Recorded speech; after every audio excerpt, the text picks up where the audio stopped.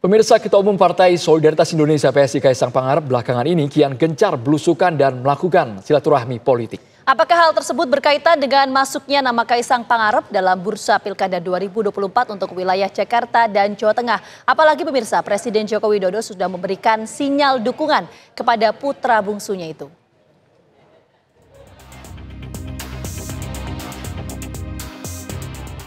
Ketua Umum Partai Solidaritas Indonesia (PSI) Kaisang Pangarep belakangan ini kian gencar belusukan dan melakukan safari politik. Nama Kaisang sendiri saat ini masuk dalam bursa pilkada baik itu di Jakarta maupun di Jawa Tengah. Di akhir pekan lalu, Kaisang Pangarep dan istrinya mendatangi Jakarta Fair 2024 Kemayoran di hari penutupannya. Kaisang dan istri berkeliling stand-stand yang ada di area Jakarta Fair. Kedatangan Kaisang dan istri menarik perhatian pengunjung Jakarta Fair.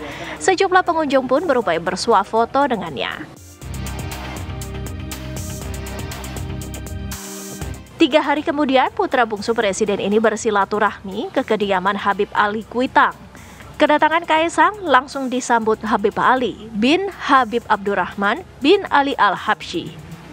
Setelah berziarah, Kaisang sowan ke keluarga Habib Ali di kawasan Kuitang, Jakarta Pusat. Dan dilanjutkan dengan makan siang dan menggelar pertemuan secara tertutup di kediaman Habib Ali. Tak hanya menyapa masyarakat dan menemui tokoh-tokoh terkemuka, Ketua Umum PSI Kaisang Pangarep pun kian gencar melakukan silaturahmi politik dengan para petinggi partai politik, baik dari parpol yang masuk dalam koalisi Indonesia Maju maupun parpol yang berseberangan dengan Kim dalam Pilpres lalu. 8 Juli lalu, Ketum PSI ini bertandang ke kantor DPP Partai Keadilan Sejahtera (PKS). Kedatangan Kaisang bersama sejumlah petinggi PSI disambut hangat Presiden PKS dan para petinggi partai yang menjadi pemenang dalam Pileg Jakarta ini. Bahkan dalam keterangan persnya, baik Kaisang maupun Sekjen PKS Abu Bakar Al-Habsyi saling bertukar pujian.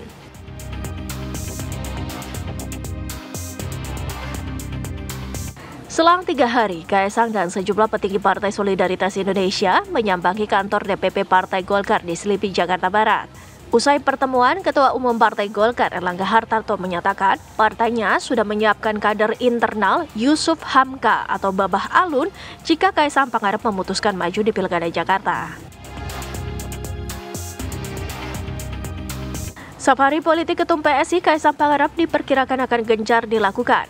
Bahkan Kaisang sempat mencetuskan rencana ia akan menemui Ketua DPP PDI Perjuangan Puan Maharani.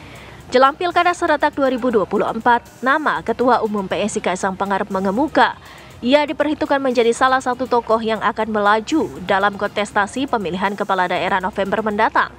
Presiden Joko Widodo pun secara tak langsung menyuarakan dukungannya.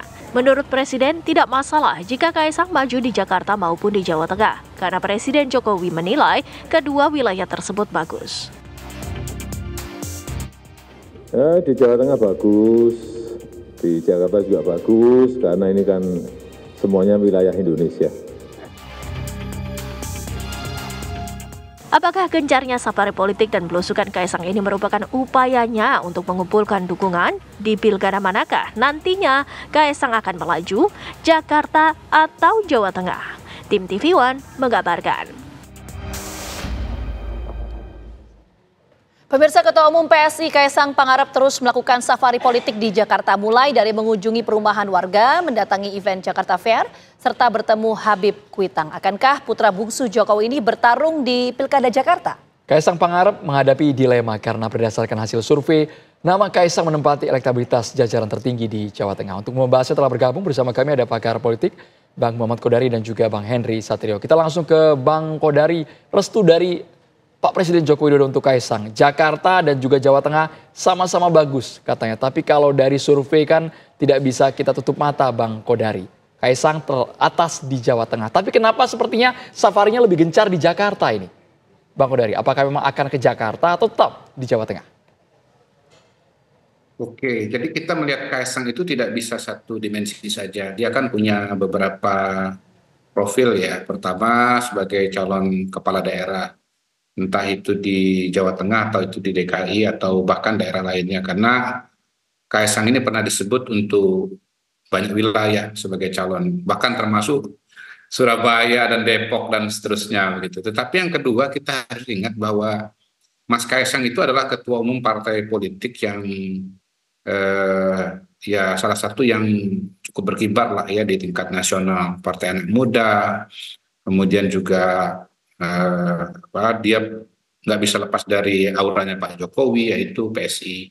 Dan karena itu saya melihat safari politiknya Mas Kaisang ini bisa dilihat dari dua kacamata tersebut. Nah, pembahasan selama ini kan sebagaimana yang tadi disampaikan oleh Andromeda kan menggunakan kacamata Kaisang sebagai calon kepala daerah, tetapi kan bisa juga sebagai ketua umum partai politik yang notabene harus menjalin komunikasi dengan banyak pimpinan partai politik lainnya. Di situ kita lihat bahwa Mas Kaisang bisa ketemu dengan Presiden PKS, bisa ketemu dengan ketua umum Partai Golkar, ya. Dan dalam konteks itu saya melihat ya Mas Kaisang belum terlalu lama jadi ketua umum partai, dia tetap perlu menjalin komunikasi baik dengan elit maupun dengan masyarakat. Elit itu bisa elit partai politik, elit keagamaan, seperti Habib Kuitang maupun jumpa dengan masyarakat pada umumnya ketika berkunjung ke mana tadi ada pameran ya di sebuah tempat itu. Jadi ya kalau proses politiknya akan kemana majunya saya kira ini yang masih ongoing. Tetapi Andromeda kan sudah memberikan gambaran bahwa surveinya Kaisang itu lebih tinggi di Jawa Tengah dibandingkan dengan Jakarta. Dan kalau dasar keputusannya adalah kuantitatif, maka kemungkinan atau seharusnya Jawa Tengah lebih dipertimbangkan ketimbang DKI Jakarta. Begitu Andromeda. Oke, kenapa kemudian Jawa Tengah harus dipertimbangkan dibandingkan dengan Jakarta, Bang Kodari? Satu, surveinya kan sudah muncul tuh dari berbagai dari kalau nggak salah dari LSI, Lembaga Survei Indonesia, lalu kemudian juga ada dari Indikator, terakhir kemarin dari Kompas, sudah 3 lembaga tuh yang menunjukkan bahwa Kaisang itu posisinya tinggi sekali sangat tinggi dibandingkan dengan calon-calon yang lain di Jawa Tengah. Kemudian yang kedua, kita bicara mengenai Jawa Tengah sebagai habitat alaminya Pak Jokowi. Pak Jokowi orang Jawa Tengah, kemudian sangat populer di Jawa Tengah, tingkat kepuasannya sangat tinggi, lalu kemudian terbukti bisa menang, pasangan Prabowo Gibran bisa menang di Jawa Tengah, mengalahkan Ganjar Mahfud, ya, calon dari PDI Perjuangan. Dan saya lihat ini mungkin dinamikanya juga akan semakin terbuka bagi Kaisang, karena barusan Mas Sudaryono yang sempat digadang-gadang sebagai calon gubernur dari Gerindra untuk Jawa Tengah dilantik menjadi wakil menteri. Oke. Artinya Bang Kodari di sini melihat faktor elektabilitas Kaisang yang tinggi di Jawa Tengah ya. Kita menuju ke Bang Hensat. Kalau tadi Bang Kodari melihat dari faktor elektabilitas, tapi kan kalau kita melihat mesin partai PSI, ini kan di Jawa Tengah hanya 2 kursi, sementara di Jakarta ada 8 kursi. Mesin partainya juga akan menjadi pertimbangan Kaisang untuk melaju di Jawa Tengah atau Jakarta nggak? Kalau saya sih melihatnya di Jakarta dia akan lebih dipertimbangkan ya, karena buat apa di Jawa Tengah? Di Jakarta lebih menjanjikan buat beliau gitu. Dan kalau hasil survei per hari ini kan bisa aja hasil survei yang lain itu orangnya nggak ada semua. Bisa aja Anies Baswedan nggak ikut, Ahok nggak ikut, Ridwan Kamil nggak ikut gitu ya. Jadi artinya sangat mungkin dia maju ke Jakarta gitu. Saya justru tidak menemukan alasan kenapa dia nggak maju Jakarta. Di Jakarta PSI kursinya paling banyak, ya. Kemudian di Jakarta dia punya loyalis bapaknya Pak Heru yang sekarang jadi PJ Jakarta.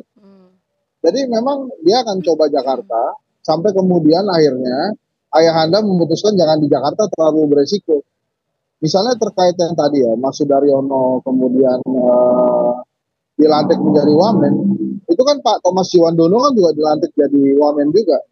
Jadi artinya bergerak cepat juga Pak Jokowi untuk menunjukkan ke Pak Prabowo bahwa dirinya all out gitu.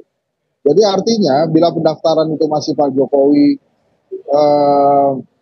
dan kemudian pada saat pencoblosan itu sudah Pak Prabowo, ini Pak Jokowi hari ini menunjukkan ke Pak Prabowo bahwa dia all out banget nih ngebantuin Pak Prabowo, bukan hanya karena mendorong atau menyediakan Gibran sebagai wakil presiden, tapi fasilitas-fasilitas untuk supaya Pak Prabowo nyaman memimpin itu diberikan hari ini. Wamen Thomas Ciwandono termasuk Pak Sudaryono yang memang sudah sangat tipis kemungkinannya maju ke Jawa Tengah karena sudah ada Pak Lutfi di sana. Jadi kalau kemudian per hari ini Kaisang muter-muter sih, menurut saya sih ya masuk akal gitu. Jadi jalannya sudah dibuatkan gitu ya. Kenapa juga nggak dipakai gitu sama dia. Kalau Jawa Tengah sih menurut saya justru plan B aja. Tapi Bang Henry Satrio sepertinya cukup berbeda pandangan Bang Henry ini. Kenapa mengatakan padahal memiliki peluang keterpilihan besar di Jawa Tengah tapi tetap ngambil di Jakarta yang belum pasti Bang. Saingannya juga sangat kompetitif. Di Jakarta itu kan nama-nama yang disebutkan oleh Kompas di atasnya Kaisang itu semuanya punya peluang, nggak mungkin maju. Anies Baswedan emangnya pasti maju. Hari ini misteri itu orang. Hari ini hanya PKS aja, nggak ada partai politik lain yang mau berkomunikasi dengan aman gitu ya. Anies Baswedan, Sohibul Iman. Kemudian yang kedua, Ahok. Belum tentu juga kalau PKS-nya, kalau PDI Perjuangan tidak mendapat teman kerjasama di Jakarta, nggak mungkin PDI Perjuangan bisa dorong Ahok. Ridwan Kamil lagi, udah pasti didorong Golkar di Jawa Barat gitu. Jadi akan ada jalan ketiga di Jakarta, artinya tidak ada Anies, tidak ada Ahok, tidak ada Ridwan Kamil. Kalau sudah posisinya kosong-kosong begitu kan Kaisang bisa maju dan berpasangan dengan Pak Heru. Menurut Bang Hensat bahwa Kaisang ini berpotensi besar untuk maju nanti di Pilkada Jakarta. Tapi pertanyaan berikutnya adalah ini positioning Kaisang apa? Apakah gubernur atau wakil gubernur? Jawabannya nanti ya. Kami kembali hadir saat lagi untuk Anda.